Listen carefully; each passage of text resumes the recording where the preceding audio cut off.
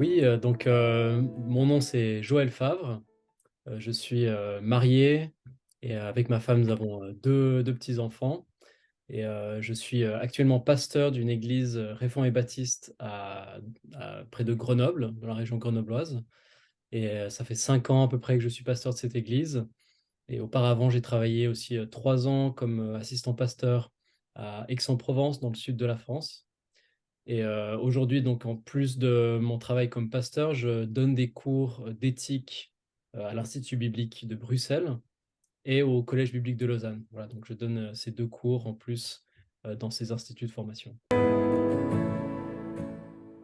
Alors, au départ, c'est James Hutchinson, le directeur de l'Institut biblique de Bruxelles, qui m'avait demandé d'écrire un article sur le sujet du véganisme dans Le Maillon, qui est le magazine de l'Institut.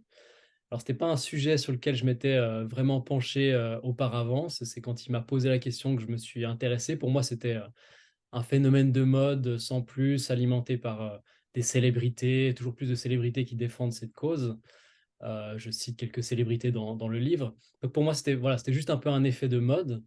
Mais quand James Hutchinson m'a demandé d'écrire cet article, ça a vraiment piqué ma curiosité. Et en creusant le sujet, j'ai remarqué que c'est un sujet plus intéressant que j'aurais pensé. C'est plus intéressant déjà parce que ça touche à des questions éthiques importantes, comme celle du bien-être animal et de la protection de l'environnement. C'est des questions sur lesquelles les chrétiens doivent réfléchir aujourd'hui, forcément.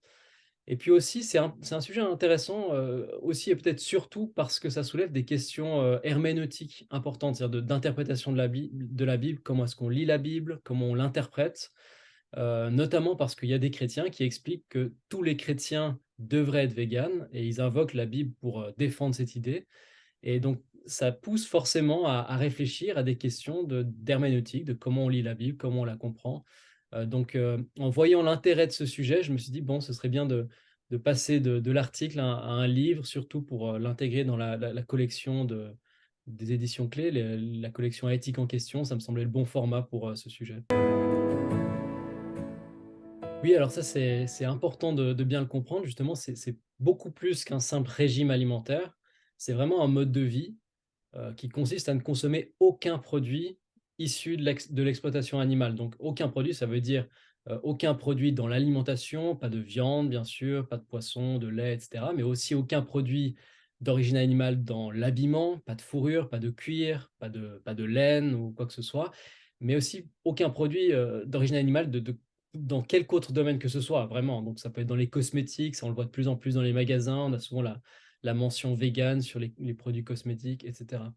Donc c'est vraiment, voilà, il ne faut pas confondre, même s'ils ont pour point commun le fait de ne pas manger de viande, il ne faut pas confondre vegan, végétarien et végétalien, c'est pas du tout la même chose. Les véganes, c'est beaucoup plus qu'un simple régime alimentaire.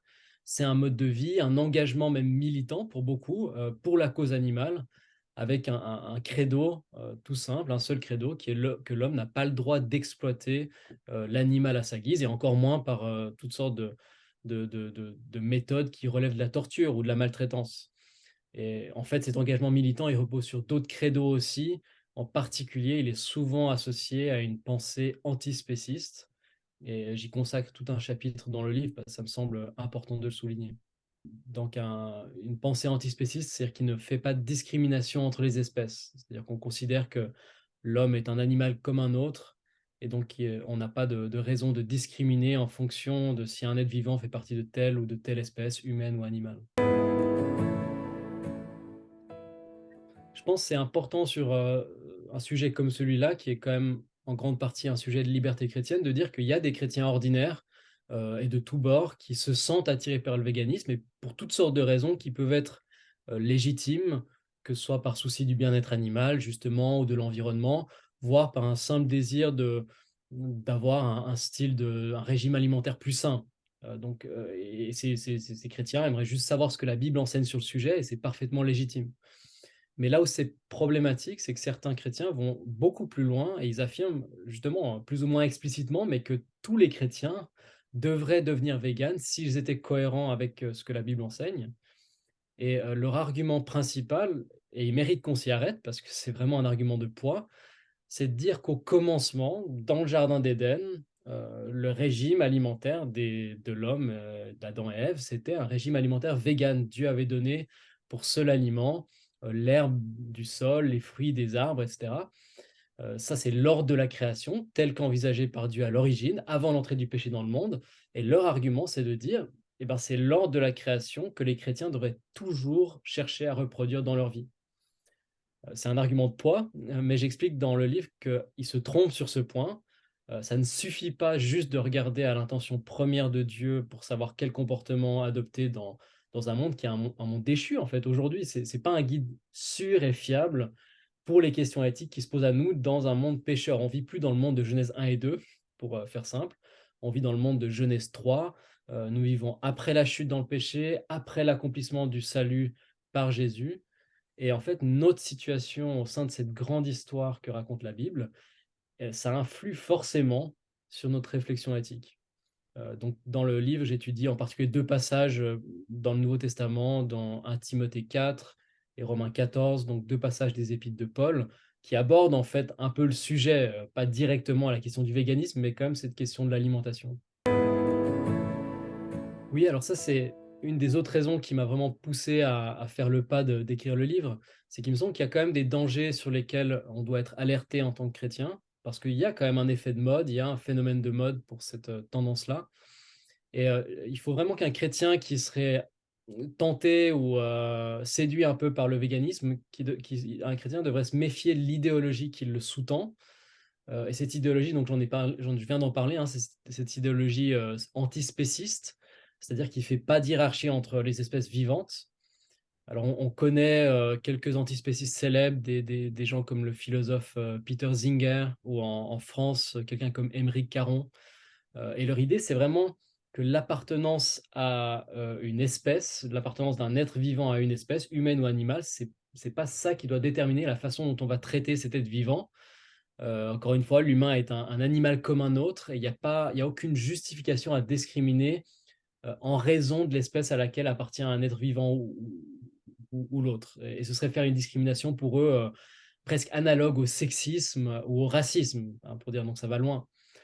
Alors, c'est une idéologie qui pose beaucoup de problèmes sur le plan éthique, bien sûr, mais même sur le plan théologique. Et c'est ce que j'essaie de montrer dans le livre, parce qu'elle entre en contradiction quasi totale avec la foi chrétienne. D'ailleurs, certains n'hésitent pas de qualifier l'antispécisme de croyance non religieuse et de décrire le véganisme comme une sorte de religion de substitution. Et notamment, ça s'apparente à une religion, notamment parce que ça prétend faire advenir sur Terre une sorte de paradis où on supprime définitivement la souffrance animale et la mort, etc. Et donc ça entre vraiment en contradiction avec le message de l'Évangile. Et donc, oui, je pense qu'il y a un appel à la prudence à faire sur cette question du véganisme. Ça ne veut pas dire que tous les véganes ont cette idéologie antispéciste, hein, bien sûr, donc il faut faire attention aussi. Mais c'est clairement une idéologie qui sous-tend ce mouvement et il faut s'en méfier. Tout à fait, et je pense que c'est vraiment une chose qu'on doit apprendre à faire en tant que chrétien, comme Paul le dit, hein, examinez toutes choses et retenez ce qui est bon. Et là, c'est vraiment ça qu'il faut faire. C'est pas parce qu'il y a une idéologie justement antispéciste, antichrétienne, presque on pourrait dire, qui sous-tend ce mouvement, que qu'on peut balayer simplement du revers de la main toutes les questions légitimes soulevées par les véganes. Et donc, c'est ce que j'essaye de faire dans le livre, d'examiner et de retenir ce qui est bon, en réfléchissant surtout à 2 problématiques, sur lesquelles je pense que les véganes nous alertent à juste titre et auxquelles on doit réfléchir aujourd'hui en tant que chrétien, celle du bien-être animal et de la protection de l'environnement. Ça, c'est les 2 choses vraiment importantes. La Bible affirme clairement que Dieu se soucie des animaux. Il y a des versets qui parlent de ça, et puisque Dieu nous a créés à son image et qu'il a fait de nous les intendants de sa création, c'est pas surprenant qu'il attend de nous qu'on partage son souci du bien-être animal. Donc ça, c'est une première chose. Et puis, on sait aussi que Dieu se préoccupe de la planète, parce que c'est lui qui l'a créée, et son amour s'étend à toutes ses œuvres, à toute la création.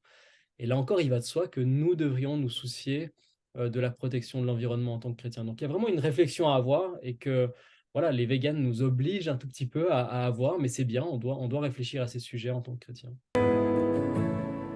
Oui, alors c'est vrai que le danger avec ces problématiques modernes, comme le véganisme, c'est qu'on peut être obnubilé par cette problématique-là et en faire un cheval de bataille comme si c'était vraiment le cœur du problème. Et on doit faire attention par rapport à ça et se rappeler qu'effectivement, le fond du problème, c'est pas, comme Jésus le dit très bien d'ailleurs en Marc 7, c'est pas ce qui entre dans l'homme qui le rend impur, c'est ce qui sort du cœur de l'homme qui le rend impur, c'est le cœur pécheur de l'homme, le problème. Et il faut pas, c'est un danger peut-être pour les chrétiens aussi de, voilà, de voir le véganisme comme un problème, alors que c'est que le symptôme finalement d'un problème du cœur, un problème de péché auquel seul le salut et l'œuvre de Jésus-Christ peut répondre.